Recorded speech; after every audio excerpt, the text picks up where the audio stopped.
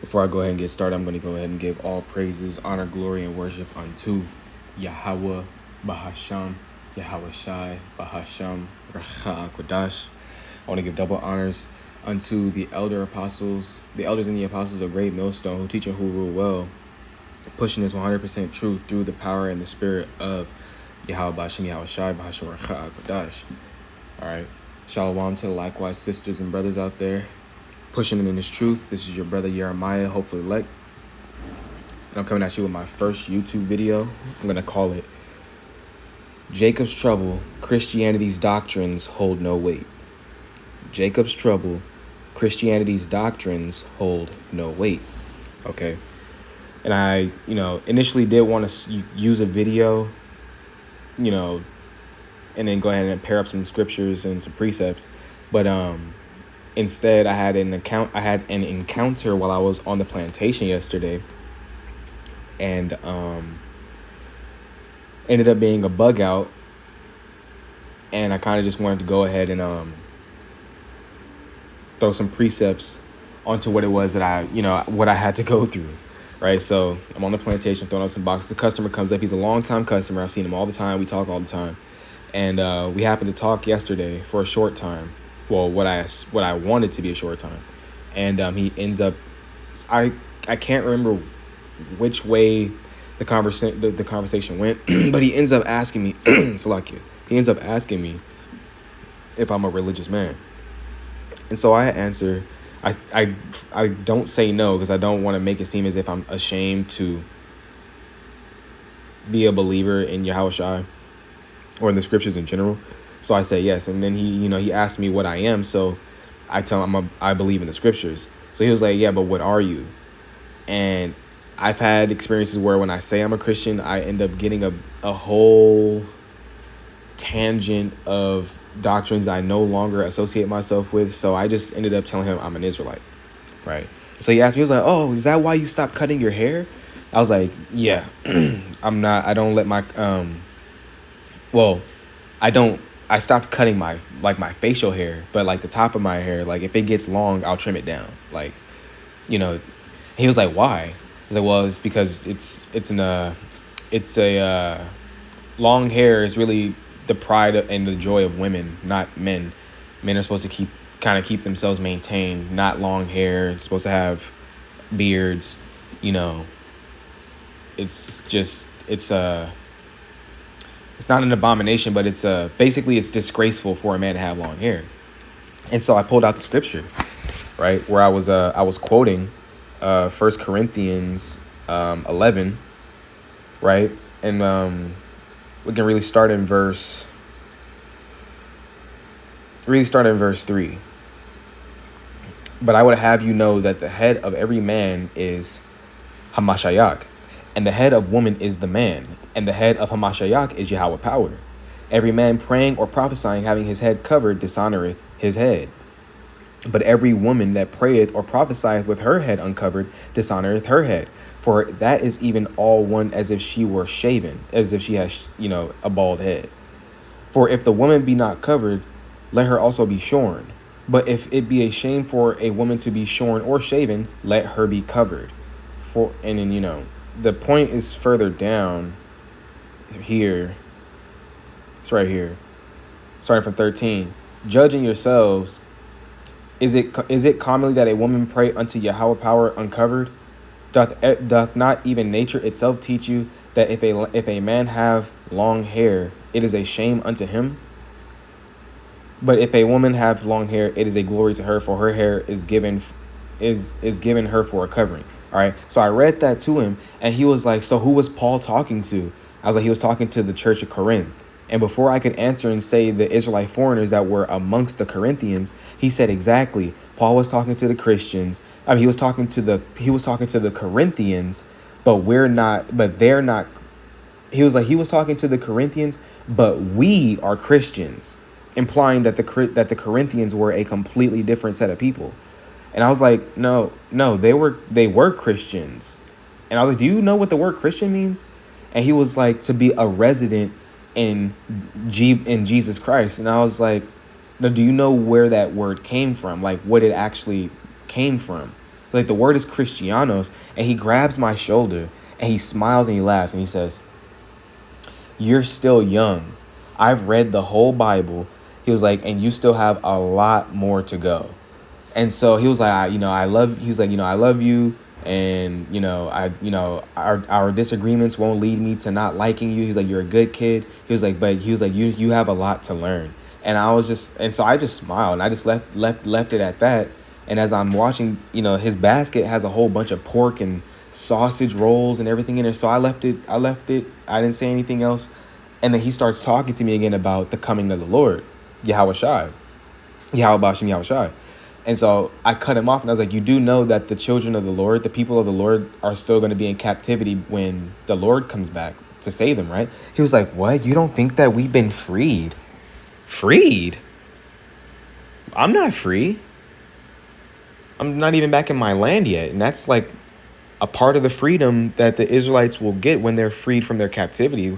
I'm still here. Babylon the Great is still here. World War III hasn't happened. The Mark of the Beast hasn't come out. It has. The RFID microchip is already out. It just hasn't been made mandatory yet. All right. There's so many things that we're waiting. There's a few more things left on the list that we're waiting for, for the fulfillment of Yahweh Bashim Yahawashi coming to save us. What do you mean? I don't believe that we're free. We're not free. Okay. We're not free, and I can and we have scriptures that can prove that we're not free and that we won't be free until Yahweh Bashim Yahawashi comes and finds us, right? And it reads right here. All right, this was talking about another captivity, but nevertheless, it is still the same blueprint, just a different time, because the one that is more likely in line to where we are in prophecy is the one in chapter 30. But I'm gonna read this right here. Matter of fact, it is the one in chapter 30. Salakia. And it reads, starting from 13, and ye shall seek me and find me, when ye shall search for me with all your heart. And I will be found of you, saith the Lord. And I will turn away your captivity, and I will gather you from all the nations and from all the places whither I have driven you, saith the Lord Yahweh. And I will bring you again into the place whence I caused you to be carried away captive. Okay, so that's number one. And that's the big problem. This dude is a Christian. Christians don't understand that number one on the list, Yahweh is not a power, is not a God to all people, to all nations. He's not. He has a particular people that he is a God to. When we were in the Holy Land, the rest of the world didn't know about Yahweh Bashim Yahawashi. Didn't even know he existed. It wasn't until the Bible was brought into this land and they tried to adopt something that's not even theirs. I mean, Yahweh Bashim Yahawashi allowed it so that things could be preserved, but nevertheless, before we came over here, this land, these people did not know about Yahweh Bashim Yahawashi. They didn't know. All right. So, this is only proof that Yahweh Bashim Yahawashi is going to save us once again from the captivity that he's returned us back into. That he has returned us back unto, that is spoken about in the book of in the book of Jeremiah, chapter 30. If you get down to verse right here in 10, where it reads, and actually we're going to go ahead and read again that he's going to bring back the captivity of Judah and Israel. So we're going to start in verse 3. For lo, matter of fact, we'll start from 1. It's fine. The word that came to Jeremiah from the Lord Yahweh, saying, Thus speaketh the Lord Yahweh, power of Israel, saying, Write thee all the words that I have spoken unto you in a book. For lo, the days come, saith the Lord Yahweh, that I will bring again the captivity of my people Israel and Judah, saith the Lord, saith the Lord Yahweh. And I will cause them to return to the land that I gave to their fathers, and they shall possess it. Okay.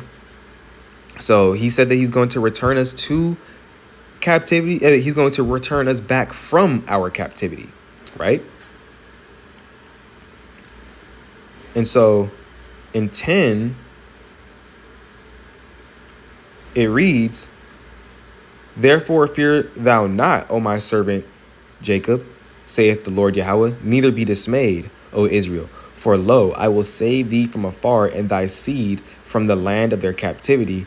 And Jacob shall return, and shall be in rest, and be quiet, and none shall make him afraid. We are not home. We are still in captivity. So no, I don't believe that we've already been freed. And I hope he's not talking about that piece of paper that didn't even like just because what Abraham Lincoln said that the slaves are free doesn't mean that we were freed. And they weren't even freed until after the war. And there was still slavery that was going around on other parts of the earth, just not, and it was still happening in the Americas. Like that, just because they wrote it on paper doesn't mean that they abolished slavery. Okay? And that's neither here nor there. It's written, okay? If I got to come back to Jeremiah 30, I hope I didn't just close something that I needed. Anyways, right here in Deuteronomy 28 and 68, because our people were scattered all over the world. This is why his statement about the Corinthians not being Christians doesn't make any sense. And actually, before I read this, we're going to actually disprove what he just said, right? Because we know that they were Christians, right? Because in the book of Acts, chapter 11 and 26, it states, and when he had found him and brought him unto Antioch, and it came to pass that a whole year they assembled themselves with the church and taught much people, and the disciples were called Christians first in Antioch. So if they were called Christians first in Antioch, and we have the Galatians afterwards, and we have the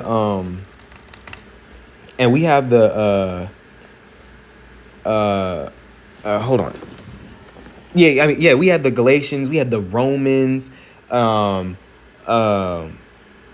Corinthians, and you're gonna sit here and tell me that these aren't Christians? They're not known as Christians? In order to be a Christian, you have to be an Israelite. The disciples were Israelites, and they were first called Christians in Antioch. So today's modern Christian is not the Christian of the scriptures. In fact, it's the contrary.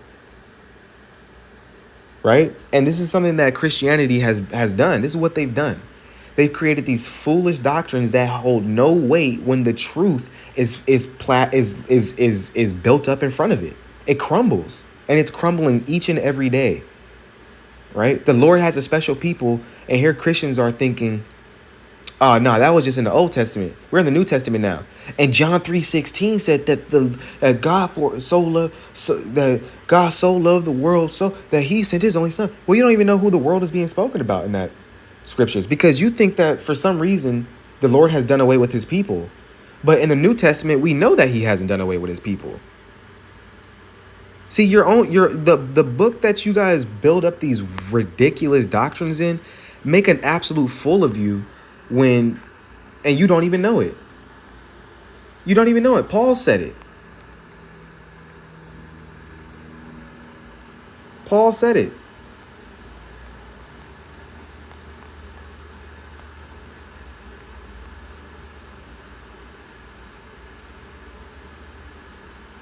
Okay. We can start from verse 1. I say the truth in Hamashiach. I lie not, my conscience also bearing me witness in the Racha Akodash, that I have great heaviness and continual sorrow in my heart. For I could wish that myself were accursed from Hamashiach, for my brethren, my kinsmen, according to the flesh, who are Israelites, to whom pertaineth the adoption, and the glory, and the covenants, and the giving of the law, and the service of Yahweh power, and the promises, whose are the fathers, and whom, as concerning the flesh, Hamashiach came, who is all over, power blessed forever. Amen. Right? So this is only for the Israelites. And there's another one, because he even states that he's an Israelite. All right. And this is something that, was going through my mind was, your average Christian is literally just bonked out on the Jeebus juice, man. Like they don't get it. Here we are in the book of Romans. I say then, hath Yahweh power cast away his people? Power forbid. For I am also an Israelite, of the seed of Abraham, and of the seed of Abraham, of the tribe of Benjamin. So This is something that Christians won't question. Why did Paul have to even say that he was an Israelite? It's not as if it was a church that was mixed up of both Israelite foreigners and non-Israelites, but rather it's Paul specifically relating himself to the group of people that he's sending this to, because he himself knows that these are Israelites. They are Gentiles that have been scattered amongst the Romans. So the Romans were Christians, the Israelite foreigners are Christians, by way of the fact that the first disciples were called, that the disciples were first called Christians in Antioch, that we know that the real Christians are Israelites. And not you dancing, running around screaming, speaking in gibberish and not in a language that can be deciphered. It's no. And your doctrines are ridiculous. So anyways, he ends up telling me that, well, when the Lord comes back, that's going to be time for the rapture. And I was like, there is no rapture. And he was like, what? You don't believe in a rapture? I was like, no, you don't find the rapture or the word rapture anywhere in the scriptures. He was like, what did Jesus say to Martha, Lazarus' sister, when he rose Lazarus from the dead? And we're going to get that. And I was like, does it say anything about a rapture? He was like, yeah, it does. And I was like, okay. So, I am the resurrection. Okay. Because this is what Christians do. They start saying things that absolutely make no sense. In the book of John. And because I said that it literally said nothing about the rapture, he was like, you need to read the whole book of John all over again. But you didn't say the whole book. You just said what he said to Martha, bro. Anyways, so we're going to read from 24. Martha said unto him, I know that he shall rise again in the resurrection at the last day. Yahawashi said unto her, I am the resurrection and the life. He that believeth in me, though he were dead, yet shall he live. And whosoever liveth and believeth in me shall never die. Believest thou this?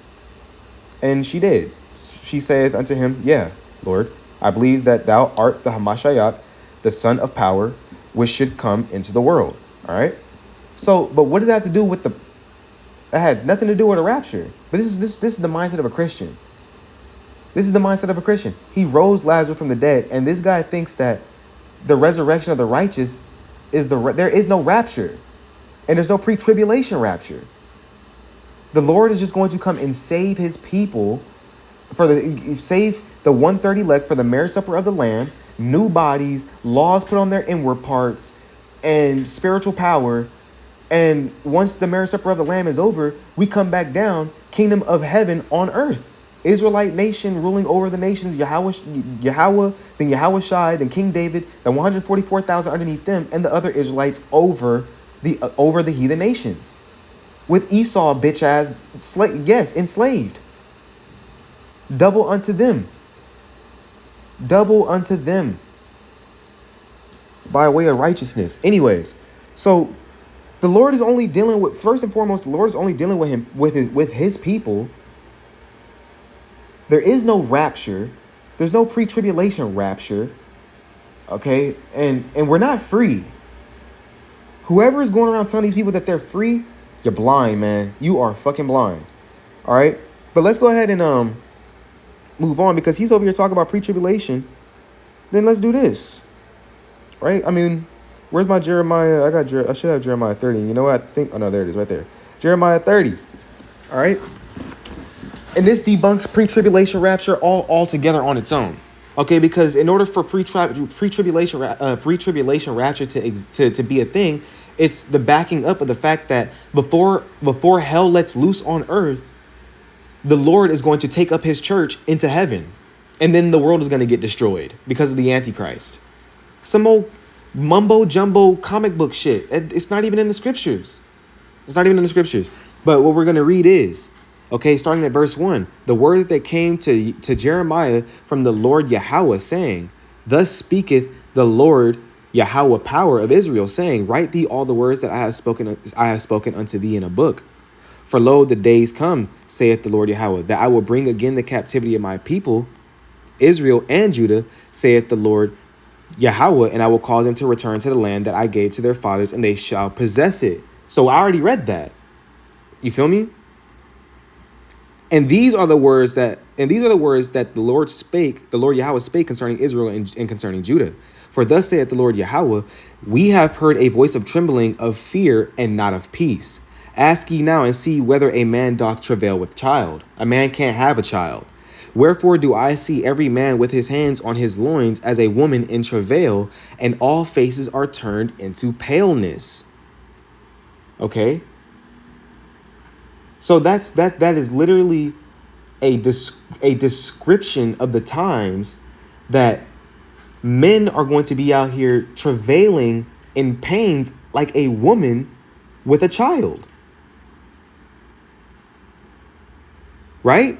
And if we continue, alas, for that day is great, and that none is like it. It is even the time of Jacob's trouble, but he shall be saved out of it. So that on its own right there debunks it. If Jacob has to be saved out of it, first of all, Jacob is a part of the lineage that spans from the line of Shem. From Abraham, then Abraham from Isaac, then Isaac to Jacob, and then Jacob to the 12 tribes. So that the fact that Jacob's being mentioned there lets us know that he's only dealing with his people. Everybody else is going to get fucked up. Even 2/3 of his own people are going to get fucked up. And only the 1/3 is actually going to be, to those who are dead in Christ will be risen, and to any that may still be alive during that time will be risen up into the chariots. Okay, just before the nuclear warhead missiles strike Babylon the Great, they're going to be beamed up into the chariots. Okay, new bodies, law on the inward parts, law, statutes, and commandments on the inward parts, spiritual power, and they're there for the marriage supper of the Lamb. Okay. And then when they come back, when they come back down, the kingdom of heaven will be brought to earth, and wickedness will never rule again. But Christians don't know that either, because they think that the entire world's going to be destroyed and everybody's just going to be chilling up in the Lord's dwelling place. Heaven is where the Lord dwells, not us. There's like a little waiting room on the side when you're going into the spiritual realm before the Lord sends you back, if that's what he has set up for your spirit. But we're not just going to be living up there like it's our dwelling place. No. You know. So Jeremiah 30:7, and then we even have Ezekiel 30:3. Where is that at? I know I have it over here. Right here. Slacky, y'all. Starting from verse 1, the word of the Lord Yahweh came again unto me, saying, Son of man, prophesy and say, Thus saith the Lord Yahweh power. Howl ye, woe worth the day, for the day is near, even the day of the Lord is near, a cloudy day, it shall be the time of the heathen. And the sword shall come upon Egypt, and great pain shall be in Ethiopia, and when the slain shall fall in Egypt, and they shall take away her multitude, and her foundations shall be broken down. All right. So this is speaking about, once again, the severity of how the times are going to be during Jacob's trouble. The Lord is bringing a sword to this place. Okay. And that's why the prophets, the elders and the apostles are making videos all the time to keep us, that if the Spirit continued to dwell with us, we are going to continue to seek after the Lord, that we may find refuge in him during these times that are to come. There is no pre-tribulation rapture. There's none of that. I've had to swallow that tough pill. Shit, I might have to get clapped up out of here, if it be the will of the Lord, But I'm going to try and cling to this as best as possible, whether it is that I may have to die for the truth, or whether it may be that Yahawashi saves me. But it doesn't matter whichever one it is, I'm still going to strive for the truth. Looking by the way of the prophets before the famine of the word comes. You don't believe that we're saved, that we've been freed. What, man? We're not free. We're not free. And that pre-tribulation bullshit ain't happening, bro. The Lord is only here for his people. Christianity don't understand that. And let's prove that real quick. I'm not going to make this video too long.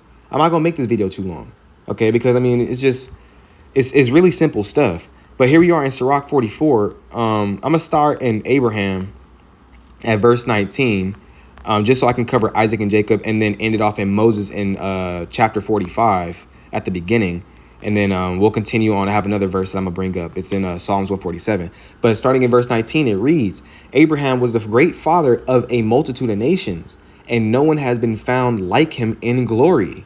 He kept the law of the Most High Yahweh and entered into a covenant with him. He certified the covenant in his flesh, and when he was tested, he proved faithful. Therefore, the Lord Yahweh assured him with an oath. Salakia. Therefore, the Lord Yahawashi assured him with an oath that the nations would be blessed through his offspring, that he would make him as numerous as the dust of the earth, and exalt his offspring like the stars, and give him an inheritance from sea to sea, and from the Euphrates to the ends of the earth. In verse 22, to Isaac also he gave the same assurance, for the sake of his father Abraham, the blessing of all people, and a covenant he made to rest on the head of Jacob. Once again, Jacob is being brought up again. Goes to show that the Lord is only dealing with his people that he has already chosen, back in Deuteronomy 7 and 6. Okay, he acknowledged him with his blessings and gave him his inheritance. He divided his portions and distributed them among 12 tribes. Who are the 12 tribes? Each one of the 12 sons of Jacob are a progenitor to their own tribe that make up the nation, the Israelite nation. Okay, that's why it's 12,000 from each tribe, which will make up the remnant and the elect of Yahweh, right? And we go on to Moses. From his descendants, the Lord Yahawashi brought forth a man of compassion who found favor in the sight of all, and was beloved by power and people. Masha, whose memory is blessed, Masha, whose memory is blessed. He made him equal in glory to the holy ones, and made him great to the terror of his enemies. By his words he performed swift miracles. The Lord Yahawashi glorified him in the presence of kings. He gave him commandments for his people, and revealed to him his glory. For his faithfulness and meekness he consecrated him, choosing him out of all mankind. He allowed him to hear his voice, and led him into the dark cloud, and gave him the commandments face to face, the law of life and knowledge, so that he might teach Jacob the covenant and Israel his decrees. Well, wait a minute. It doesn't say that he might teach the whole world the covenant and all the outside nations his decrees, or the entire world his decrees, but instead he's still sticking to the people whom the promise has traveled down through. That's who he's choosing, his people, the Israelites. All right. So, that's one. And then we have another one right here, Psalms 147. And we can start at 16. Really 16 to 19, 16 to 18 is just Yahweh. It's showing that Yahweh has ultimate control over all things, including the weather and the elements. But we'll still read it. He giveth snow like wool. He scattereth the hoarfrost like ashes. He casteth forth his ice like morsels. Who can stand before his cold? No one. He sendeth out his word and melteth them. He causeth his wind to blow, and the waters flow. He has ultimate control. His words, all whatever he does, everything else follows suit after the fact. He is the Almighty. And within him being the Almighty, he showeth his word unto Jacob, his statutes and his judgments unto Israel. He hath not dealt so with any nation, and as for his judgments, they have not known them. Praise ye the Lord Yahweh. Boom. That's a bombshell with like 20 million warheads in there. You can't get past that. He showed his word unto Jacob, his statutes and his judgments unto Israel. He hath not dealt so with any nation, meaning he's never dealt with another nation like so. And as for his judgments, the other nations, they do not know them. Praise ye the Lord Yahweh. Yahweh, he's only here for his people, but Christians they don't know that. Oh, John 3:16, brother. John 3:16, brother. Let's go ahead and get John 3:16. And then let's also read it in the context. You feel me? All right, because that's one thing that Christians can't do. They just see words. This is what English has done. This whack-ass babble language is so annoying. Let's get it right here. Uh, we're gonna read it, and we're gonna go into the Hebrew, okay? And the Hebrew using context, because that's what they fail to do. John 3:16. Okay, because we already know that by the uses of Deuteronomy 7:6, the Lord has a holy people and a special people unto him out of all the families of the earth, out of all the nations, all the people on the face of the earth. So he's only paying attention to the Israelites. Now let's read John 3:16. For power so loved the world that he gave his only begotten son, that whosoever believeth in him should not perish, but have everlasting life. They just like, in the way Christians, they read that, they just think that Yahawashi just spawned out of nowhere. He no, like, just, and really, it's that immaculate deception, thinking that he can't, came into the world by way of the spirit of the spirit and his mother, which is crazy, but we're not even going to get into that. Okay, it's just crazy, okay, that it takes, it hurts. It just takes a simple, but they're blinded, and that's why it's called Halal Yahawashi Yahawashi, for waking, me up, bringing my attention to the forefront of his prophets. Because if it were not for them, I'd still be blinded and I'd still be a Christian. Okay, let's look at this right here. So the word here is cosmos. Okay, and when we go into the Strongs, no, it's not the Strongs. I think it's the biblical usage. It is. So we know that Yahawashi sent his disciples onto the lost sheep of Israel, and we know that the lost sheep of Israel are Israelite foreigners, or Israelites in a Gentile state of mind. So Gentiles. So the one that would rather fit would not be the whole world, the universe, the circle of the earth, the inhabitants of earth, men, and the human family. It wouldn't be any of these, but rather it would be this one down here at the bottom. The Gentiles, as contrasted to the Jews, because we know that Gentiles and Jews, they are both the same. They are both the same. Okay. They are both Israelites. One is just in a Gentile state of mind and the other is not. Okay, so that is the one that fits off of the context of what it is that we know through the scriptures, that Yahweh Bashem Yahushai is only dealing with his people. And we know that the Gentiles, the Israelite foreigners, those that were scattered amongst the world for their disobedience, which we learned back in Deuteronomy 28 and 64, we know that the Gentiles are the ones that are being spoken about here. We know that the Israelites are the ones that are the world that the Israelites are being spoken about. And that's not hard. That's not hard to understand. That's not hard to understand. And I'll give you another example. Okay, since so we can really we can put context where context belongs. All right, when we go to it's also in John, the book of John. It's about the spirit of truth. I don't have it open. Damn it. It's fine. It's in the book of John. Is it John 14? First of all, oh my gosh, stop. Goodness. Oh my goodness, what are we doing? My fingers ain't even that big for real. Is it John 14? It might not be. I could be wrong.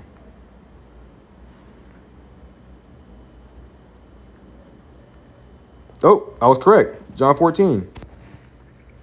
Okay. And we'll start at 16. And I will pray the Father, and he shall give. No, we'll actually start at 15, because 15 is really the PowerPoint here. And then the real point is in 17. If ye love me, keep my commandments. Well, who did Yahweh Bashem Yahushai give his commandments to? We read that back in, excuse me. I think I already closed it. I think I did already close it. Yeah, I did. It's fine.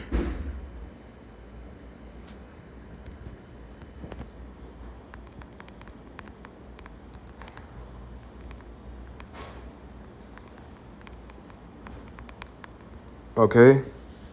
We read that back in the book of Sirach 45. Okay.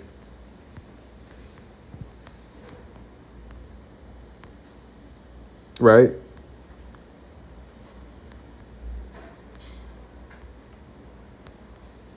Okay, then give me the GNT then.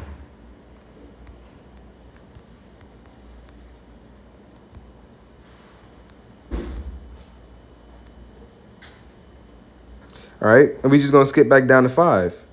He let him hear his voice and led him into a dark cloud where face to face he gave him the commandments that the law that gives life and knowledge so that Moses might teach the covenant regulations to the Israelites. Okay, it should say Jacob, but it still makes it clear who, the law and the commandments were given to the Israelites. Okay, so you can't sit here and say that the Lord's coming back for everybody because everybody didn't get the Lord didn't even come back. The Lord didn't even show himself to everybody. So how is he gonna come to everybody? Like come for everybody? That doesn't even make any sense. Moving on to 16, and I will pray the Father, and he shall give you another comforter, that he may abide with you forever, even the Spirit of truth, whom the world cannot receive, because it seeth him not, neither knoweth him, but ye know him, for he dwelleth with you and shall be in you. Okay? So the world can't receive the Spirit of truth. They can't receive the Racha Akodash. They can't receive the breath of life from Yahweh power. They can't. Because they don't know the Spirit, they don't know Yahweh, they don't know Yahweh Shai, they don't know anything. They're blinded. Okay? But the Lord is only dealing with his people. I think I even have one more. I did Psalms 1. Did I do Psalms? Did I read the whole thing of Psalms 147? I might not have. I can't remember if I did. No, I did. Yes, I did. Let's not do that. All right. That's cool. So like it's just baffling. After a while, I just let him speak, and then I just let him go on his way. And I was turned up in the spirit. And when I went to my car, I was gonna make the video right then and there, but I wanted to try and make sure that this would be an edifying video. So I wanted to get all the scriptures that were pertaining to what this lesson would be about, man. Like Jacob's trouble makes a complete fool out of a good handful of false doctrines that Christianity pushes out, especially pre-tribulation rapture. Okay, no one is getting out of here. First of all, if 2/3 of the people of the Lord are going to get destroyed, and only 1/3 of his people are going to be saved, what about the rest of the people that are going to be here? All of Babylon the Great is going to get destroyed. This place is going to be desolate. There's going to be nothing here. Jacob's trouble is on its way. And a lot of Christians are going to be left dumbfounded when they find out that they're not going to get beamed up onto some golden nimbus clouds that are somehow solid enough for them to stand on. Like it's just it's crazy. But this is all the more the reason why I say call halal Yahawashi, because if it were not for him leaving us teachers, him leaving us prophets brought back in the regeneration, we'd all be destroyed. We'd all be lost.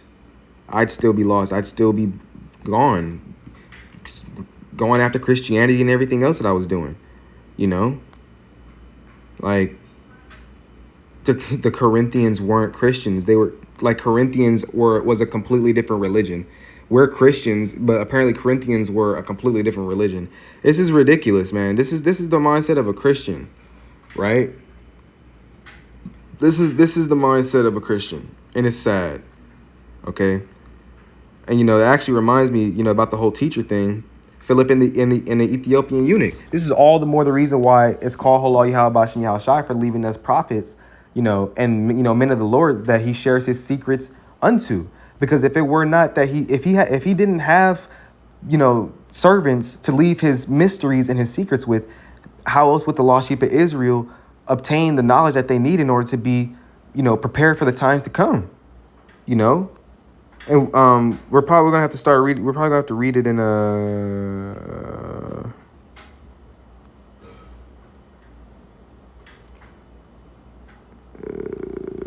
Yes. Oh, I don't know. I'm doing no ESV. It's not happening. There we go. Okay, and we'll start it from the top and get to the point. And the angel of the Lord spake unto Philip, saying, Arise and go toward the south unto the way that goeth down from Jerusalem unto Gaza, which is desert. And he rose and went, and behold, a man of Ethiopia, and eunuch of great authority under Can Candace Queen Kandak can I don't I'm gonna just say Kandake Queen of the Ethiopians, who had the charge of all her treasure and had come to Jerusalem for to worship. And if I'm not mistaken, I believe that there is a law where strangers are actually not allowed, like non-Israelite strangers are not allowed into the Holy Land to serve to worship or to participate in high holy days at all. Okay, they're not allowed. Like Israelite foreigners can, yes, and that's how we know that the Ethiopian eunuch is an Israelite. He's not an Ethiopian. He's not just a straight up Ethiopian.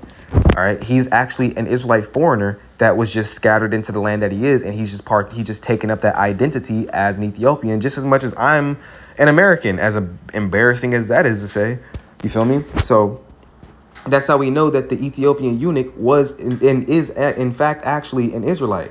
And the only reason why we know that is because of what was said back in Matthew. Yahawashi told his disciples to go unto the lost sheep of Israel. And here we have it. The Spirit is leading Philip unto a Gentile who just came back from Jerusalem to worship. So, furthermore, proof that Yahawashi is only dealing with his people. Okay. So we keep on reading. Jerusalem for worship, verse 28, was returning and sitting in his chariot. Read Isaiah or Isaiah the prophet, which is Isaiah. Then the Spirit said unto Philip, go near and join thyself to this chariot. And Philip ran thither to him and heard him read the prophet Isaiah and said, understand thou what thou readest? And he said, how can I, except some man should guide me? And he desired Philip that he would come up and sit with him. And if you read further, Philip goes ahead and starts to teach him the good news of Yahawashi. All right. And going into my point that you can't just sit down and crack open the book and think, I know exactly what I'm reading. No, you don't. Because the Lord only shares his secrets with the servants, the prophets, and his servants, the prophets, take that and they cast it forth unto the lost sheep of Israel. So those that hear rather than forbear will eat it and cling to the Lord. You can't just read on your own. Now, after you've been taught, then reading, on your own with a certain level of understanding and discernment is fine, yes. But just reading it with absolutely no idea what you're reading and thinking you know everything, yeah, no, I'm sorry, man. That's one way to continue to be bugged out, right? So it's called Halal Yahawashi Yahawashi that he's left us teachers, because then how else will we be able to learn, right? Unlike, Christians, they get, they're led astray by the very motherfuckers that's up on the podium. Shit, that's, we could even, Daniel 12 also goes into Jacob's trouble. We'll actually read it real quick. And at that time shall Michael stand up, the great prince which standeth for the children of thy people. And there shall be a time of trouble, such as never was since there was a nation, even to that same time. And at that time thy people shall be delivered, every one that shall be found written in the book. Okay, it doesn't say before that time they shall be delivered. It says at that time. During Jacob's trouble, Yahweh's people, 2/3 are going to get cut off and judged, and the 1/3 are going to be refined and delivered. There is no pre-tribulation rapture. There is no rapture. And we're going into the chariots, marriage supper of the Lamb, and we're coming back down so that the kingdom of heaven can be established on earth through Yahawashi. Yahawashi. Okay, it's not hard, but they are stumbling blocks for the Christians, man. So, it's just at this point, all of that just made me really want to cling further unto Yahawashi and really just continue in faith, and in spirit, because that's what we're commanded to do. We must continue. Wherefore the rather, in 2 Peter chapter 1, verse 10, wherefore the rather, brethren, give diligence to make your calling and election sure. For if ye do these things, ye shall never fall. If we've already been given the spirit by Yahawashi, why waste it? You know, use it to make sure that we don't end up getting destroyed like these bug outs. This dude bugging out. You don't think that we've already been saved? What? Huh? The whole book of John talks about the rapture. Oh my gosh. Anyways, man. So yeah, this is I'd rather this be a warning that it also may be edifying. You know, Yahweh Ratazak, this was edifying, and that, maybe, you could get something from this video. It's nothing but praise, worship, and honor unto Yahweh Bashem Yahawashi from waking us up from this type of darkness, man. Because that's where I was before this. But, I'm going to wrap it up there. I don't want to drag it on too long. And, yeah, man, I want to give all praise, honor, and glory unto Yahweh, Bahasham, Yahawashi, Bahasham, Racha Akwadash. I will give double honors unto the elders and the apostles of the great millstone who teach and who rule well, who preach and spread this 100% truth through the power and the power and the mercy of Yahweh Bashem Yahawashi. Okay. Kwam Yasharallah and Abad Babal. Shalom.